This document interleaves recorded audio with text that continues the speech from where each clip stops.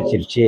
அதனால இங்கே அங்க துரை வைகோ பாஜக பக்கம் போகணும்னு அடம் பண்ணி கடைசியா அது ஒரு கட்டம் முட்டி மோதி வந்து நின்றுடுச்சு. அப்படின்னாக்க இங்க சம்பந்தியை மீட்பதற்காகவும் மகனை காப்பதற்காகவும் பாஜகவோட கூட்டணி வச்சுக்கிட்டு இன்னைக்கு தமிழகத்தில் கூட்டணி ஆட்சி தான் அமையும், கூட்டணி ஆட்சி தான் அமையும், கூட்டணி ஆட்சி தான் அமையும் அப்படின்னு அமித்ஷா சொல்லிட்டே இருக்காரு.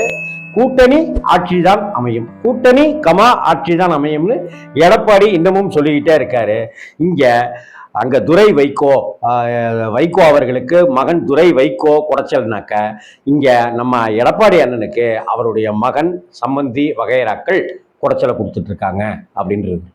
மூணாவதா ஓபிஎஸ் அப்படிங்கிறவரை பார்த்தோம்னாக்க அவருடைய மகன் ரவீந்திரநாத்துக்கும் அங்க இருக்கிற மத்திய அமைச்சர்கள் ராஜ்நாத் சிங் உள்ளிட்ட நிறைய பேருக்கும் நல்ல ஒரு கனெக்ஷன் இருக்கு. அந்த கனெக்ஷனுக்கெல்லாம் காரணம் என்ன அப்படின்னு